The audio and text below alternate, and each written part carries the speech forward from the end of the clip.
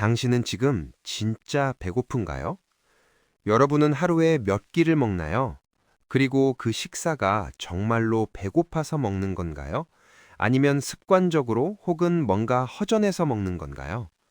오늘은 우리가 미처 몰랐던 진정한 공복의 의미와 소식, 단식이 우리 몸에 어떤 놀라운 변화를 가져오는지 알아보도록 하겠습니다. 우리는 흔히 배고프면 먹어야 한다고 생각합니다. 하지만 이는 때때로 오해일 수 있습니다. 음식을 먹은 지 얼마 되지 않았을 때, 또는 감기처럼 급성 질환에 걸려 음식을 소화할 능력이 없을 때는 배고픔을 느끼지 않는 것이 자연스럽습니다. 배고프지 않다는 것은 먹을 필요가 없음을 의미합니다. 소화 능력이 떨어진 상태에서 음식을 먹으면 음식이 제대로 분해되지 않고 부패하거나 발효될 수 있습니다. 이는 독성 부산물을 만들어내고 이 독소가 혈액이나 신체 조직으로 들어가면 몸을 독성 상태로 만들 수 있습니다. 고통, 열, 감염, 복통이 있을 때 우리는 고픈 식욕이 없습니다. 이럴 때는 다시 배고픔을 느끼고 식욕이 생길 때까지 어떤 음식도 먹지 말아야 합니다. 아플 때는 먹지 마세요. 급성 질환 시 생체 에너지는 치유에 집중됩니다. 소화를 위한 에너지는 남아있지 않죠. 그런데도 억지로 먹으면 구토나 설사를 유발하거나 치유에 필요한 소중한 생체 에너지가 낭비되어 회복이 더뎌집니다. 병적인 갈망과 진정한 배고픔의 차이는 다음과 같습니다. 두통, 과민, 무기력, 졸림, 현기증, 속쓰림 등이 배고픔으로 오해되는 경우가 많습니다. 이는 몸이 독소에 대한 금단 증상을 겪는 것일 수 있습니다. 특히 가공식품, 설탕, 소금, 커피 등에 중독된 경우 병적인 갈망 증상이 심해집니다. 마치 마약 중독자가 마약을 빼앗겼을 때와 유사한 성질을 띨 수 있습니다. 진정한 배고픔은 고통이나 불편함과는 거리가 멀고 편안한 느낌입니다. 건강한 사람은 한두 끼를 거르더라도 몸에 힘이 빠지거나 고통을 느끼지 않습니다. 만약 그렇다면 식습관의 변화가 필요하다는 신호입니다. 소식을 통한 칼로리 제한이 주는 효과는 놀랍습니다. 오랜 시간 동안 장수 문화를 가진 사람들의 비밀 중 하나는 바로 소식이었습니다. 에콰도르의 빌카밤바 인디언들, 파키스탄 훈자족 등 세계의 장수 공동체들은 공통적으로 미국인 평균보다 약 50% 적은 칼로리를 섭취한다는 연구 결과가 있습니다. 1930년대 코넬 대학의 클라이브 맥케이 박사는 쥐의 음식 섭취를 반으로 줄이면 수명을 2배로 늘릴 수 있다는 것을 발견했습니다. 칼로리 제한 쥐들은 더 오래 살았을 뿐 아니라 젊음을 유지하며 더 건강했습니다. UCLA의 로이 월포드와 리차드 윈드루치는 소식을 통한 칼로리 제한이 중년 쥐의 수명을 최대 60%까지 늘릴 수 있음을 입증했습니다. 소식이 가져오는 건강 효과는 다음과 같습니다. 칼로리 섭취를 줄이는 것만으로 수명을 연장하고 나이 들면서 생기는 퇴행성 질환인 암, 관절염, 동맥경화증을 예방하며 인슐린, 혈당, 콜레스테롤, 혈압 수치를 개선하고 면역 기능과 순환 기능을 향상시키고 더 젊고 활기차며 에너지가 넘치게 합니다. 또한 칼로리 제한은 노화 관련 유전자 발현에 긍정적인 변화를 가져옵니다. 위스콘신 대학 연구에 따르면 칼로리를 제한한 쥐에게 노화 관련 유전자 발현 변화의 60%가 몇 주 만에 일어났습니다.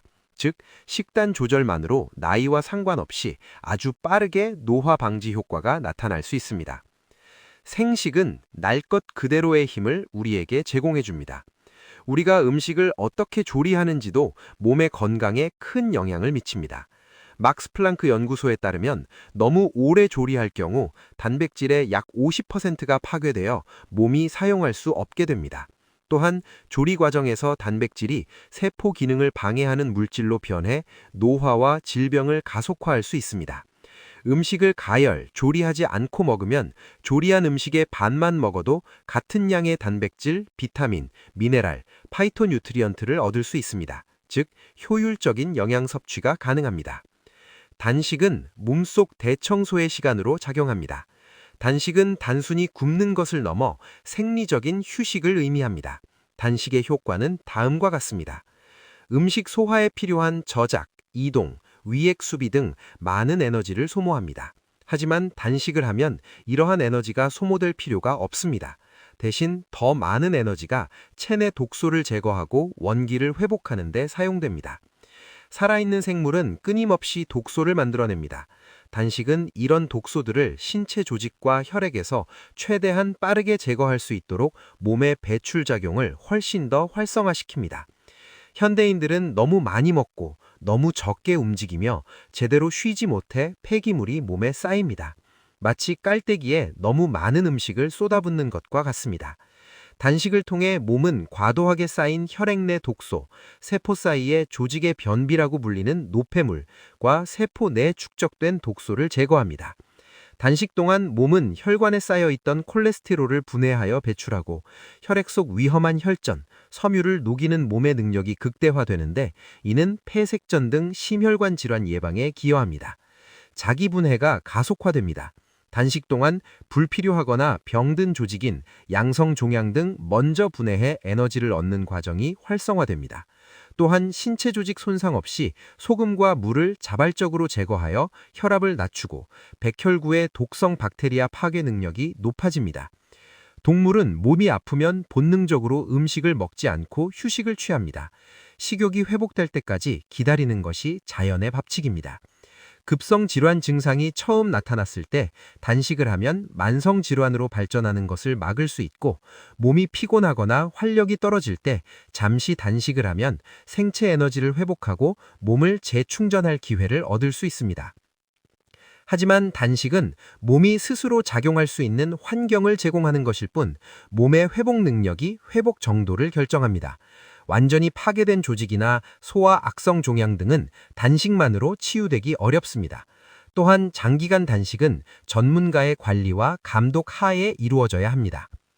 소식, 생식, 단식, 그리고 진정한 공복의 개념은 위건 식단과 매우 깊은 연관성을 가집니다. 위건 식단은 육류나 유제품에 비해 소화 부담이 적습니다. 이는 몸이 음식을 소화하는 데 필요한 에너지를 절약하고 그 에너지를 더 많이 독소 배출과 치유에 더 많이 사용할 수 있도록 도와줍니다.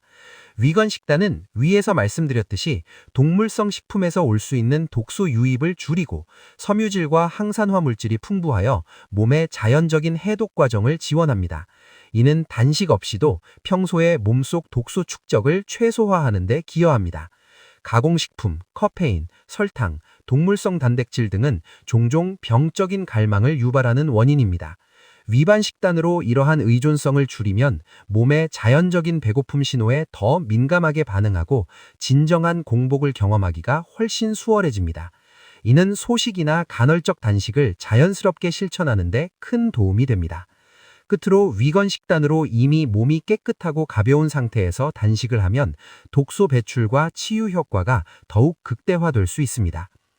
진정한 배고픔을 느끼고 몸에 불필요한 것들을 덜어내고 자연 그대로의 신선한 식물성 식품들로 몸을 채우는 것, 이것이야말로 우리 몸이 가장 효과적으로 작동하고 건강하고 활력 넘치는 삶을 살아가는 가장 현명한 방법입니다.